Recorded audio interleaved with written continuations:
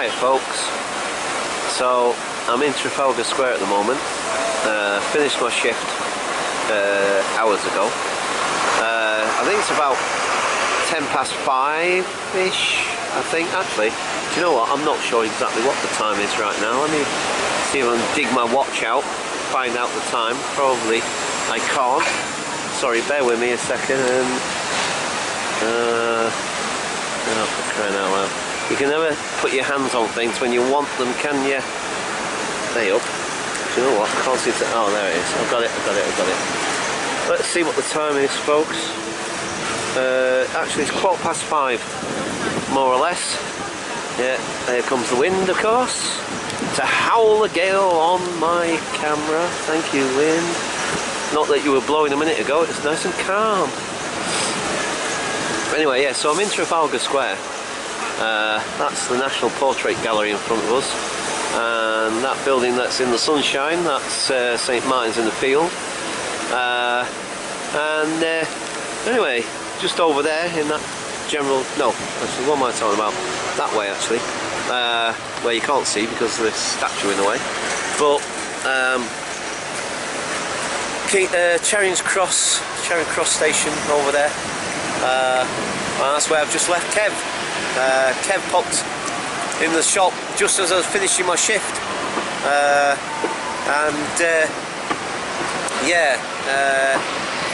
so anyway, went off to have my lunch, and we sat and chatted, and we had a little walk around and had a little chat, and then I saw him off at the station, and then that was that.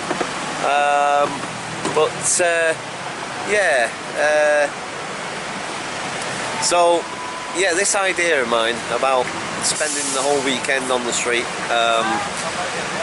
kind of not too certain about that this weekend now, to be quite honest. It's more to do with this cold of mine. Still can't shake it off completely yet, and I don't feel right up to it right at this moment. So yeah, I think what I'm going to do is I might have a wander. I'm still kind of debating about it, to be quite honest. I'm still in two minds. I haven't actually been home yet, so yeah, at the moment I'm kind of still trying to decide whether I'm going to do that or not. I might not, but anyway, yeah, so we're in Trafalgar Square at the moment, like I said. So yeah, okay, for the time being, I'm going to leave it there, and it remains to be seen as to whether we'll get some more vlogs out and about now, but definitely tomorrow. I want to go somewhere, I think, tomorrow. But anyway, I'm going to leave it there for now, and I'll catch you guys later. Bye for now. Hi folks, so I'm in the National Portrait Gallery, yeah, let's say it's one of the galleries that I've never been a big fan of, and I'll tell you why shortly. Anyway, I'll leave it there for a minute. Catch you guys later. Bye for now. Yeah, one of the reasons why I don't like this gallery is a lot of the paintings are really old, and like I said before, there's nothing wrong with old paintings necessarily. It's just a lot of the subject matter I kind of find a bit boring, whatever. And this place is very much like the old stuffy museum type place, do you know what I mean? To me, it is. And also, it's extremely difficult to film in here. I mean, there's flipping what's names all over the place, all over this gaff. Like, I don't know what you call them. They're not security, but you know what I mean, these people all in their uniforms or whatever, and they're literally on every single entrance sort of thing, every single flipping doorway, you know what I mean, and I swear to God, if I start filming, I know they'll say, excuse me sir, sorry you can't film in here, blah blah blah. You can take as many pictures as you like, but you can't film. Oh okay, so I can take like, I don't know, 1,000 pictures of something and then make it into a video, but I can't film it. like I said, I know I've had this thing before with the Tate Modern, but at least the Tate Modern's a little bit more liberal. You know what I mean? At least the Tate Modern's a little bit more sort of like, you know, open to new ideas, to allowing people to be a little bit more freer around the space and what have you, sort of thing. Here it's almost like that old sort of like, you have to be respectful of the artwork, you have to be you know, sort of like walk around in hushed tones, and okay, it's not quite that, but you know, I mean, obviously you're allowed to talk, but even so, you know what I mean? But anyway, like I say, a couple of other reasons as well that I'm not necessarily going to go into right now, but you know, it's like, it's just never been one of my favourite places, this one. It's a beautiful building, don't get me wrong, the building itself is gorgeous, some of the architecture. I'd love to show it you, but if I can get the chance. Do you know what I mean? Like I said, it's just like, I swear I'm being watched like a flipping orc right now. So, you know, if I get the chance, I'll show you some of the architecture, because the architecture of the building itself is absolutely gorgeous, some of it, you know, especially the older bits particularly. But anyway, yeah, like I said, I'm going to try and show you a bit of this entranceway as well. This, I mean, it's gorgeous, look at it, look at these marble pillars, and like I said, the architrave, if you want to call it that, and the windows and the sort of gold, I guess gold, what do they call it, gold leaf in it, and what have you. Like I said, some of the architecture of the building is beautiful, it's absolutely beautiful, you know, so the building itself is gorgeous, it's just some of the artwork, like I said, it's just, anyway, right, I'm going to leave it there, and I'll catch you guys later. Bye for now. Okay folks, so the other day we saw what we thought might be a Van Gogh, which obviously I've said is probably not. Well, there's the real thing, folks. There's the real thing. Wow. And of course, right next to it is, I guess, one of the most famous, the most iconic of his pieces of work, the sunflowers. Wow. That's so awesome, man. Right, okay folks, catch you later. Bye for now.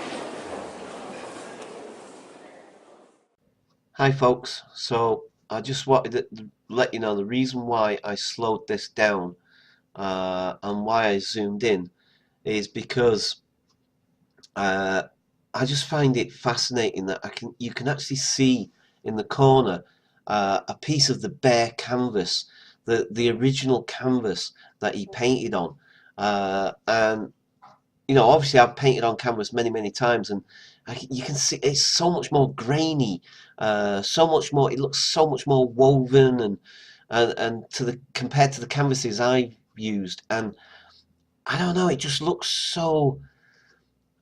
It's hard to express what I'm trying to say, but and to see the brush strokes so close, and to see the detail of it, um, it makes it so much more personal.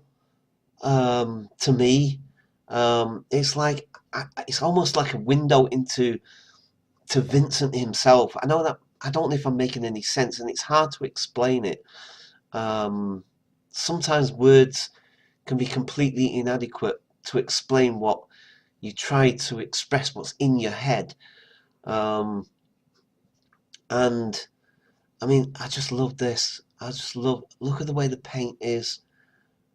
To see it up close and personal like this, and for me to have zoomed in the way I've done so, and I deliberately slowed this bit down because I wanted to savor it, I wanted to really absorb it. I just love it, I just absolutely love it. It's wow. I felt so close to him whilst I was there, but more so watching this, funny enough. Um, I don't know. It's just, and you'll see in the next clip as well. I'm going to do the same thing. But oh man, just that. I love that artist. I love Vincent van Gogh, and I love his work, and I get so much identification. So yeah, catch you in the next clip. Bye for now.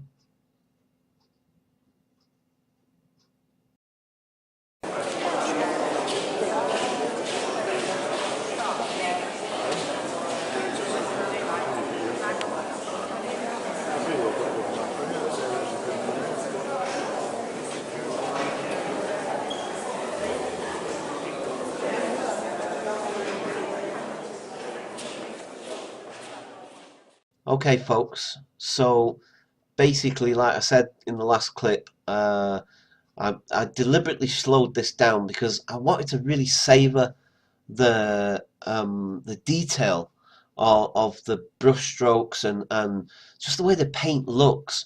Um, and to see it in this detail, this level of detail for me, uh, I don't know. It's just it's incredible. Um, the thing is. I don't. It's hard. Like I said, it's really hard to express what I'm trying to say. I know what's in my head, but it's hard to then find a way of expressing it through words. Um, there's something about to see it like this for me, and to see the detail and to be quite honest, I kind of wish now that I'm looking back on it, I kind of wish I'd slowed it down even more, and I kind of wish that I'd lingered longer and filmed for longer. But it was very crowded in there. There was lots of people around me. It doesn't look like that in the video because obviously I'm pointing the camera directly at the paintings. But there was a ton of people behind me. There was a ton of people behind me, um, and so I felt a lot of pressure into, you know not hogging the painting and also, to let other people have a chance to look at it and take pictures or whatever and so on. But, I wish I'd kind of lingered. I might go back yet and do something similar to this, to be quite honest. But I just look. Oh, it's hard to express to you guys what I'm feeling when I see this. When I see the way this paint looks, um, it's oh, it's really difficult to express to you what I'm feeling. Um, oh man, that is just I can't find a way of expressing it. It's just incredible. I love that. It's almost organic. You can see that is a sunflower because you can almost see that it's like the sinews of the plant. I don't know. Oh, it's hard to really express it to you guys. Oh, wow, look at that. That is incredible. I'm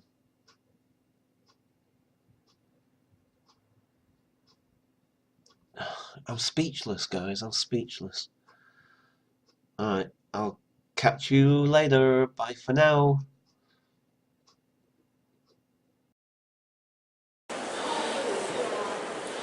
Okay, folks. So I'm gonna go out now.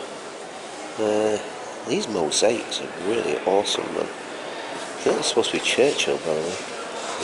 Well, of course the light's shining on it, so it's difficult to see it clearly exactly, but they're relatively new because that's the Shard, I think, if I'm not mistaken. It looks like it might be the Shard. That's really cool. I love mosaic.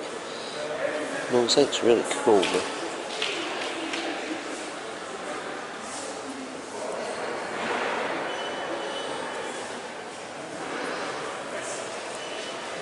There's something about mosaic. I've actually done mosaic. I did it in the art class that I was attending at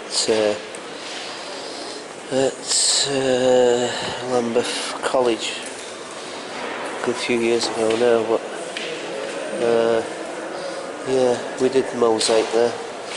Quite enjoyed it. It's quite a laborious process, of course,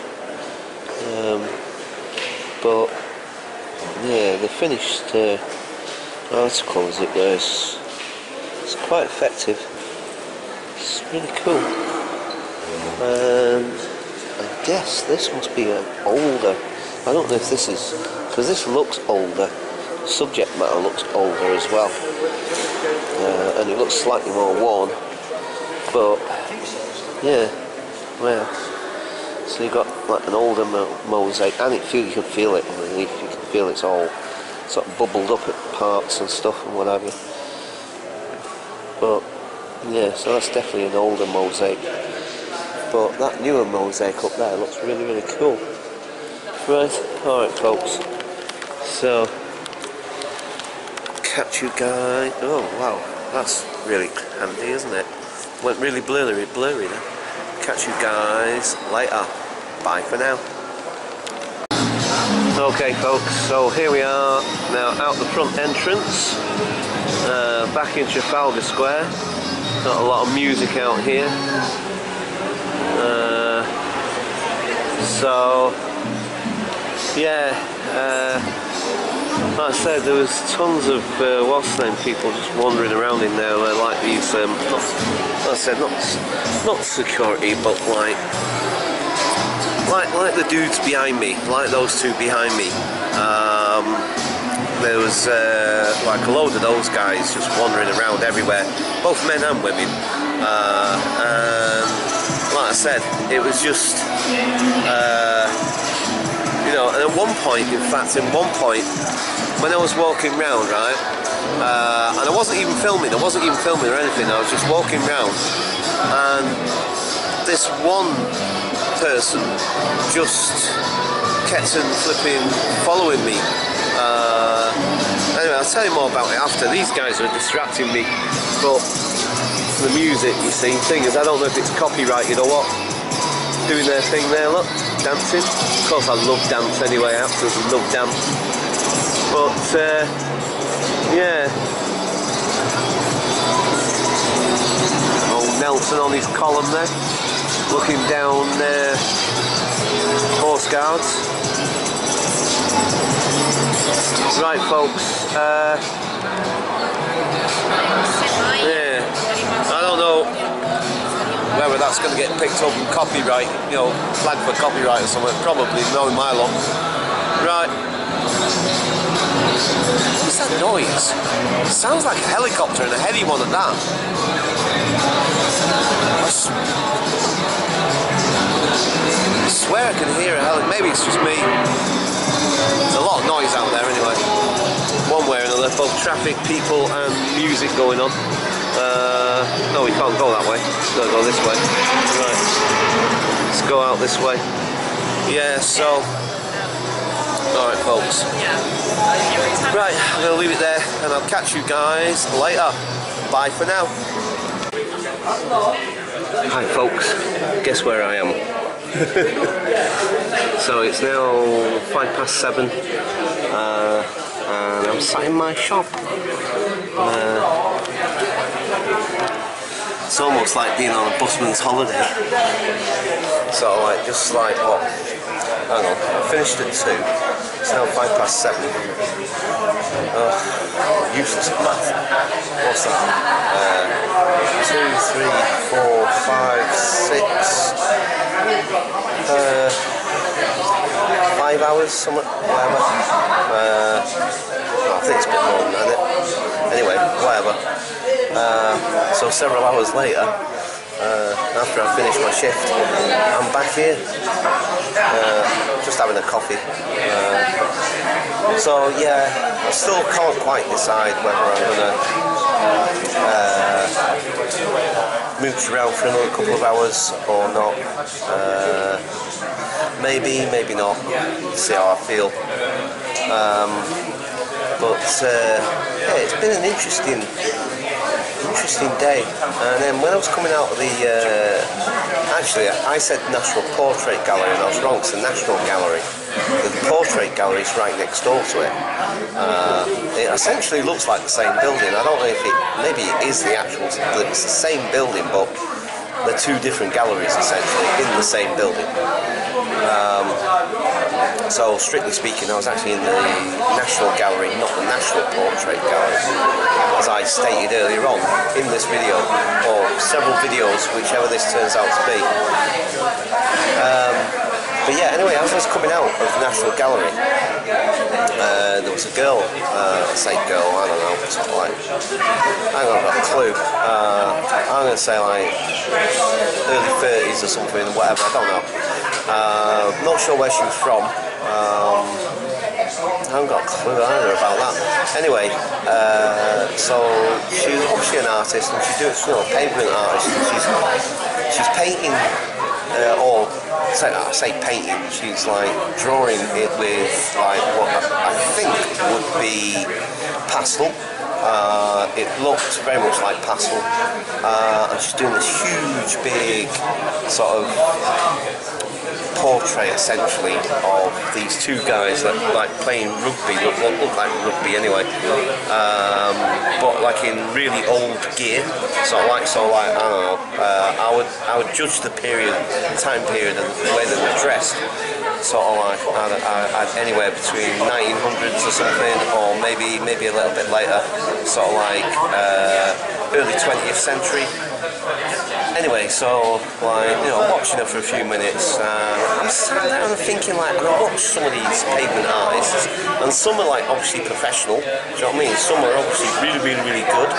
Some are just like homeless people that just like, I've got a bit of talent and do something or whatever, and some just like draw those international flags and photos and blah blah blah blah blah. Anyway, the thing is, she was obviously seriously talented, and the way she was dressed and everything suggested to me that she's a serious artist. She's not just doing it just to get a bit of money or loose change or whatever sort of thing. You know what I mean? She's a serious artist. And anyway, I was watching her and I'm thinking like, wow, you know, obviously being a fellow artist, and I've done obviously many paintings throughout my life. And I've lost paintings throughout my life, one way or another, and some have been damaged, and some have been. I wonder if you can hear me over the noise in here. By the way, that last time, well, I'll say last time, a few times I've filmed in a prep, either here, well, not so much here, but in the one where I go and have my dinner. I noticed the level of noise and the way this camera picks up the ambient surrounding noise is incredible. Do you know what I mean? I mean, yeah, it's kind of noisy and it's loudish in here, but you could have a conversation at a reasonable level with somebody. You wouldn't necessarily have to shout to be heard. You know, and I guess once you work in this environment, you kind of get used to it. So I just wonder if you can actually hear everything I'm saying right now and just how loud the ambient noise is. But anyway, so yeah, as usual, sidetracking. So I'm watching this girl, and like I said, I know from personal experience what it's like to lose a painting, especially after all the work you put in, the amount of time and effort and all the rest of it. And so I was curious, and I thought like, you know, that painting's going to be gone within a couple of days or whatever. It's, you know, so I thought like, how does she feel about the impermanence of her piece of work?